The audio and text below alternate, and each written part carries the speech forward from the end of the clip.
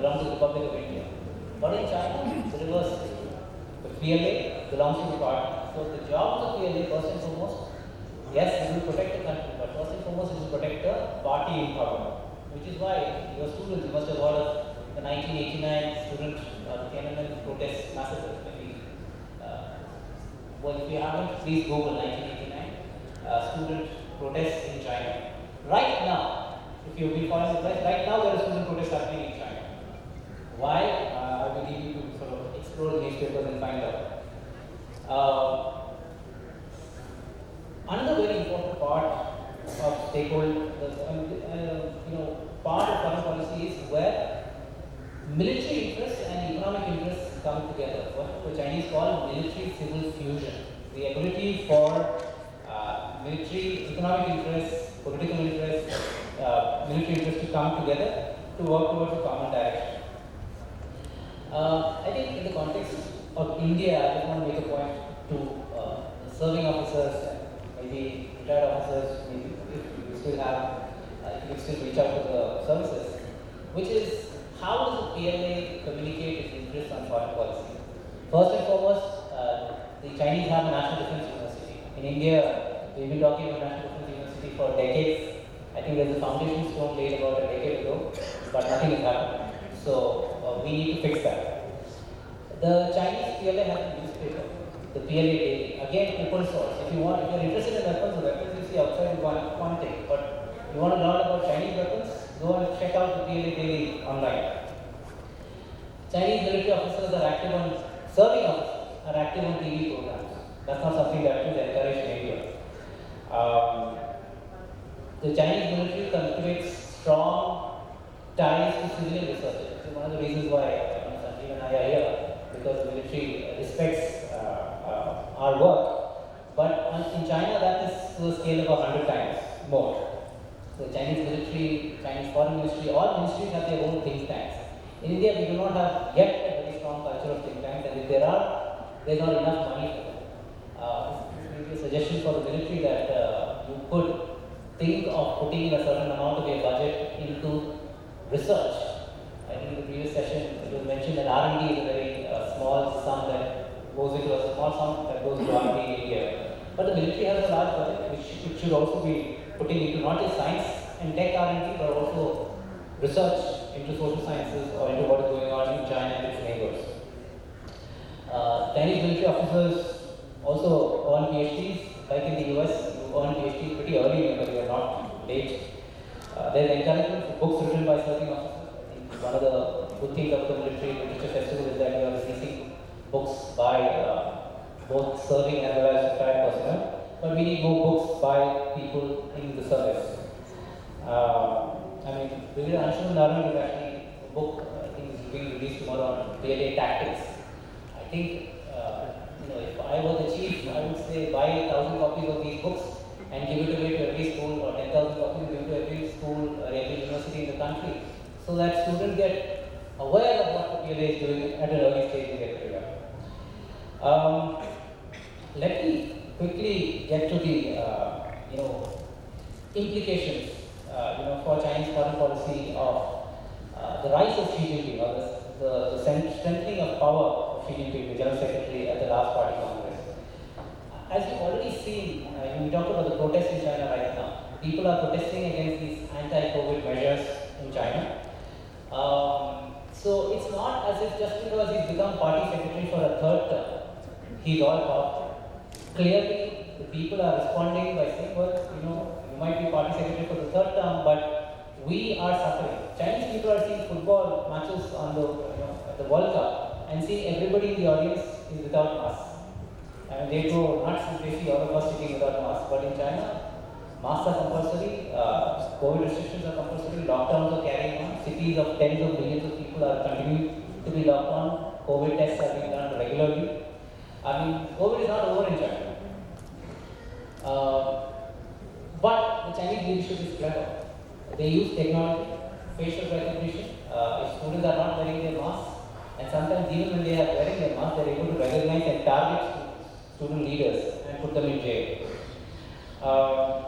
The Chinese also say we are facing a crisis situation in this country. One way you can understand when politicians talk about crisis, is that they're trying to tell you, I am the guy to help you resolve your crisis.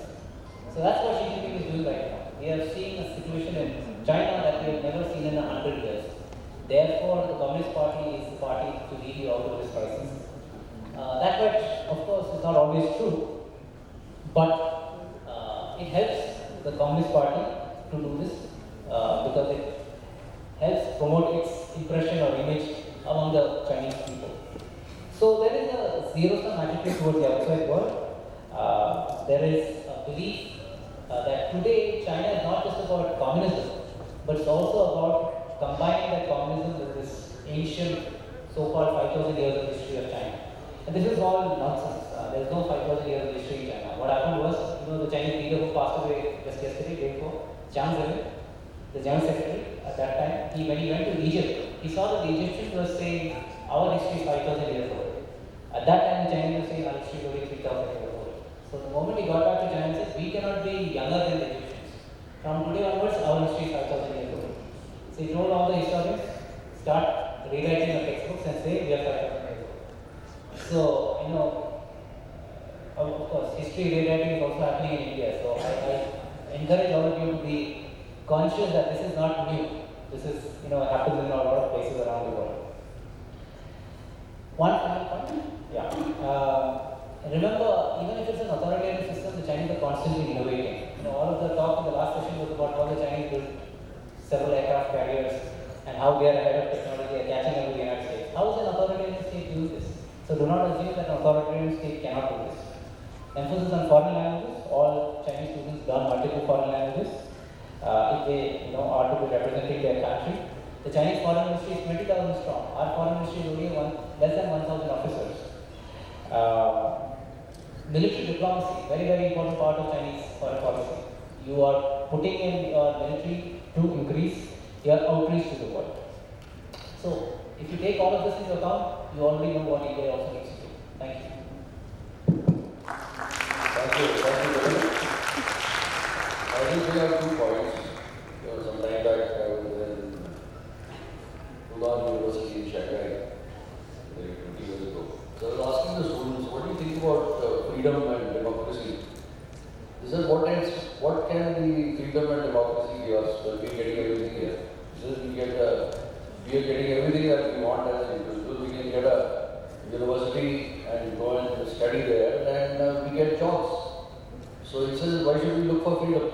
And the other day there was a conference in Singapore where one of the scholars very rightly brought out.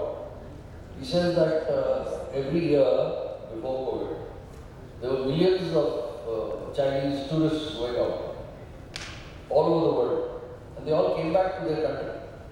There is no dissent as everybody else wants to project it, that there is a big problem in China and people are oppressed and people don't want to stay there.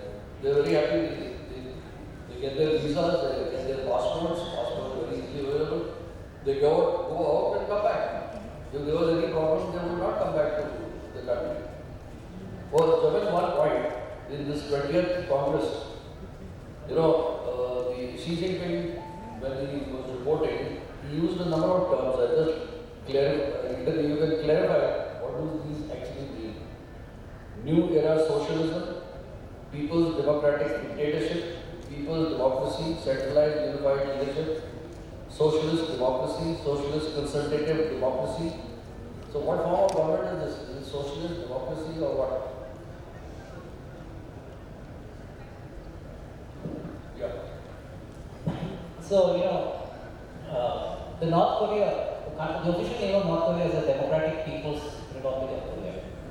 So when, the communist states like North Korea or China start talking about democracy, you have to first see what is the action on the ground. And the Chinese have constantly changed these terms around precisely because they are trying to find a way to say that they are democratic while keeping the Communist Party in power eternally. So I think sometimes we just don't have to break our heads over it too much.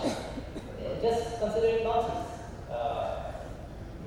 Yeah, that's what China is.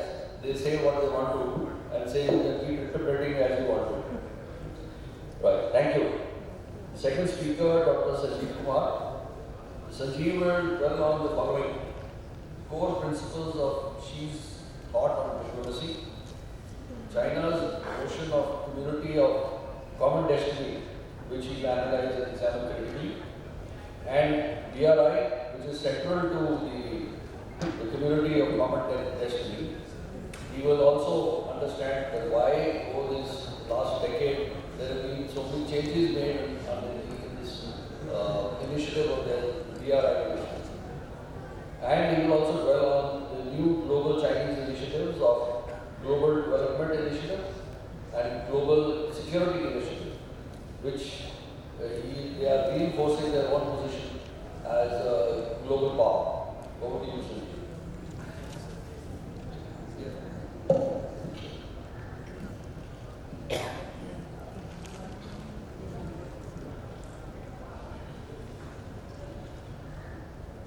Good afternoon. Let me first express that it is my immense pleasure to participate in the Military Literature Festival today, and I would like to sincerely thank the organizers, especially Director Mr. M.S. Bajwa sir and my fellow panelist Lieutenant General Anil Ahuja for the invitation. My colleague has already given the background about the core issues in China, especially the party